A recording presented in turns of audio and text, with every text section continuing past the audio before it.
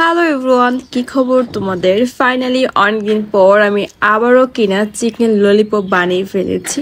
তোমরা সবাই জানো যে আমি ললিপপ লাভার, অনেক বেশি পছন্দ করি ললিপপ খেতে। বাসায় আম্মু আসছিল বেড়াতে, তাই ভাবলাম যে আম্মু যেহেতু বাসায় আসছে, আম্মুকে নিজের হাতে বানিয়ে কিছু খাওয়ানো দরকার। আর আমি কিন্তু সব থেকে বেশি ভালো বানাতে পারি হচ্ছে ললিপপ। আম্মু নামক শব্দটা আমরা সবাই পছন্দ করি।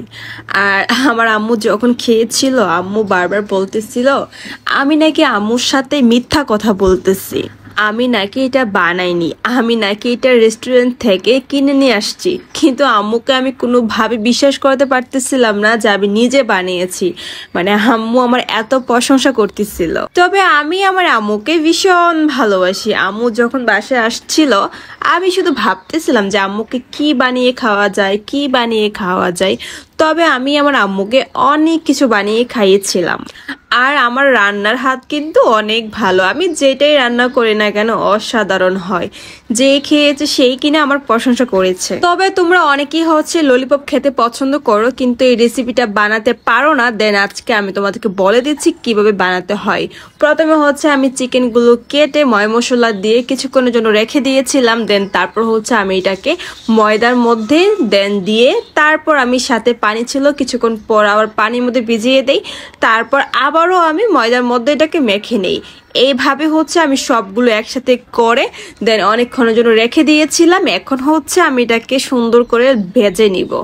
তবে হ্যাঁ, আমি সবগুলো চিকেন একসঙ্গে ভেজে নিয়ে রেখেছিলাম। দেন তারপর সবগুলোকে আমি আবারও আরেকবার ভাজতেছিলাম।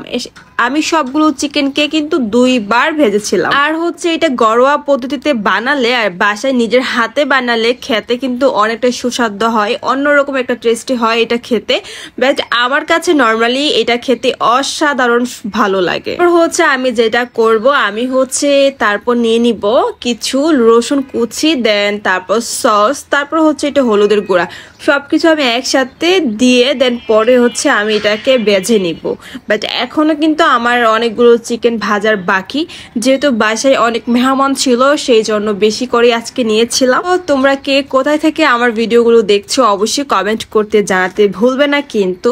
আর বাসায় 4টা বিড়াল ছিল, ওদের জ্বালা যন্ত্রণায় আমি ঠিকঠাক মতো রান্না করতে পারতেছিলাম না। মানে ওরা আমাকে এত পরিমাণ ডিস্টার্ব করতেছিল। তো ফাইনালি আমার সবকিছু করা কমপ্লিট। এখন হচ্ছে আমি তেলের মধ্যে আমি হচ্ছে রসুন কুচিগুলো দিয়ে ভালো করে ভেজে নিচ্ছি।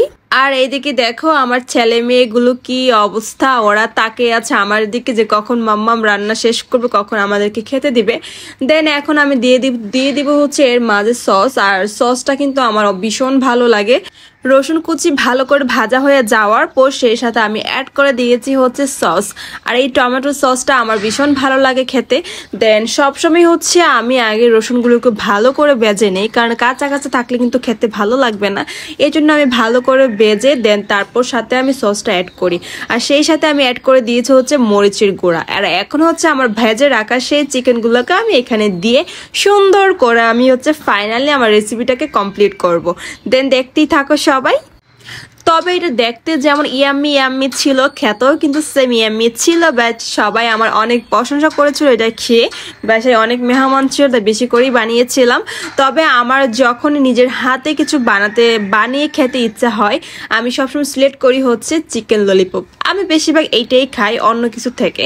তবে আমার বানানো কমপ্লিট, আমি এখন খেতে চলে আসছি। আর দেখো দেখতে কত ইয়াম্মি লাগতেছে, আর খেতে যে কতটাই মজা ছিল বিশ্বাস করার গাইস, তোমরা আসলে না খেলে বুঝতেই পারবে না। সো এভরিওয়ান, সবাই ভালো থেকো, আল্লাহ হাফেজ। তোমাদের সাথে আবার দেখা হবে অন্য কোনো ভিডিওতে।